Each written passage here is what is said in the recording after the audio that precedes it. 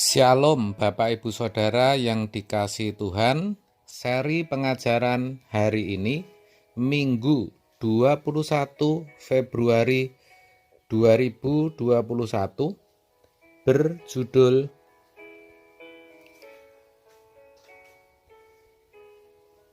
Menuai Hidup yang Kekal. Dalam Galatia 6 ayat 8 tertulis, sebab barang siapa menabur dalam dagingnya, ia akan menuai kebinasaan dari dagingnya. Tetapi barang siapa menabur dalam roh, ia akan menuai hidup yang kekal dari roh itu. Ternyata dari ayat ini kita tahu bahwa hanya ada dua tuaian, kebinasaan dari daging atau kebinasaan kekal dan hidup yang kekal. Dikatakan orang akan menuai hidup yang kekal dari roh itu. Itu berarti yang memungkinkan kita memperoleh hidup yang kekal itu adalah roh. Dalam hal ini tentu yang dimaksud adalah roh Allah atau Roh Kudus. Saya sudah sampaikan dalam pengajaran sebelumnya bahwa yang dimaksud adalah ketika hidup kita rela dipimpin oleh Roh Kudus. Itu tentu tidak mudah, sebab Alkitab berkata, berjaga-jagalah dan berdoalah, supaya kamu jangan jatuh ke dalam pencobaan.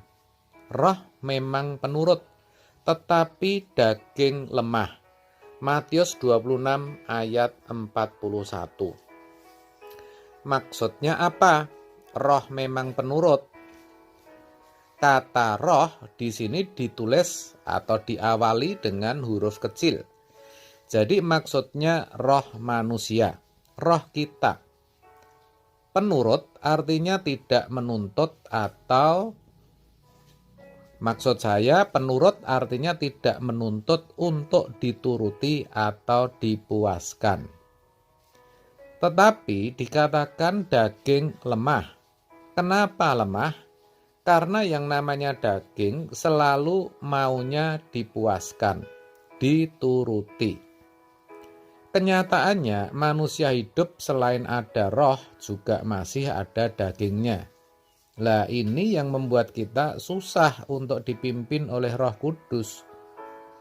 Maksud dipimpin oleh Roh Kudus adalah ketika roh kita bisa berjalan seiring, seirama dengan Dia, dengan Roh Kudus maksudnya. Hal itu tentu sangat berat dan sukar. Itulah sebabnya tidak salah kalau Tuhan Yesus mengatakan kita ini sebagai orang yang letih lesu dan berbeban berat. Itu karena memang kenyataannya kita bukan monyet yang tidak punya kehendak dan keinginan. Sebaliknya kita memiliki banyak, bahkan banyak sekali keinginan. Oleh sebab itu agar kita bisa kelak menuai hidup yang kekal, supaya kita bisa digarap dan dipimpin oleh Roh Kudus, mau tidak mau kita harus berani mematikan kedagingan kita. Semua ambisi, hasrat, keinginan, cita-cita harus kita matikan. Itu bukan berat. Ya, tetapi berat sekali. Karena untuk itu sama halnya kita harus merobek daging kita sendiri. Kita tidak boleh memiliki lagi keinginan apapun kecuali satu, yaitu agar kita berkenan kepada Bapa, agar kita bisa melakukan kehendak Bapa dan menyelesaikan pekerjaannya.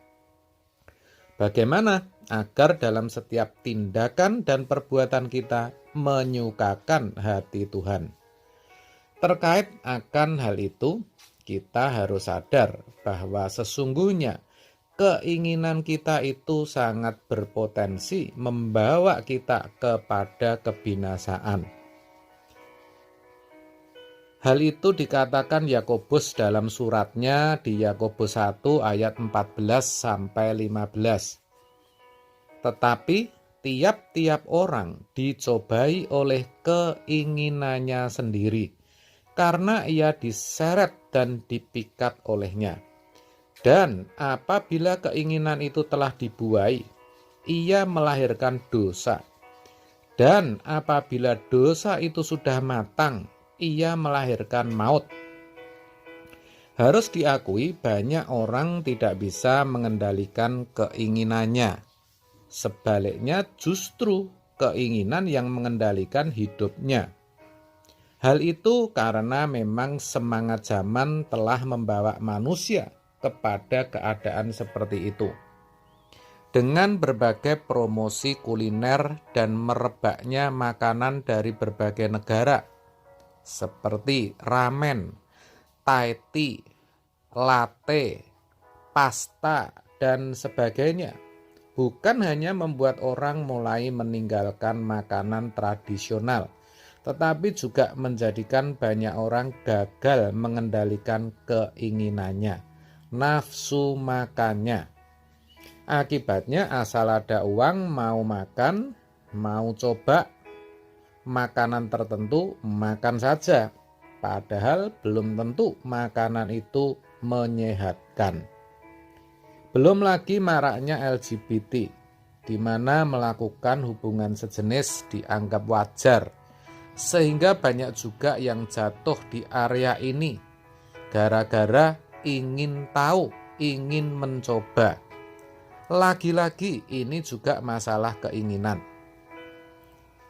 termasuk juga keinginan untuk mencoba narkoba, ganja, atau obat-obat terlarang lainnya, yang mana saat ini mudah untuk didapat. Seks juga sering menjadi godaan, bukan hanya bagi mereka yang belum menikah, tetapi juga bagi orang yang sudah punya pasangan. Dan yang tidak kalah penting adalah materialisme. Ini juga racun, saudara. Hampir semua orang, kalau jujur, ingin kaya, ingin punya ini, punya itu. Dan kita sudah lihat, banyak orang juga jatuh di area ini. Haus akan kehormatan dan kekuasaan itu juga berbahaya. Itu semua bicara soal keinginan, dan itu semua nyata ada dan kita alami. Oleh sebab itu, kalau mau menuai hidup kekal, kita harus bisa mematikan segala keinginan kita, dan kita arahkan hidup kita hanya kepada Tuhan dan kerajaannya. Dengan demikian, maka roh kita barulah bisa berjalan seiring, seirama dengan Roh Kudus dan mengikuti tuntunannya. Amin. Tuhan memberkati.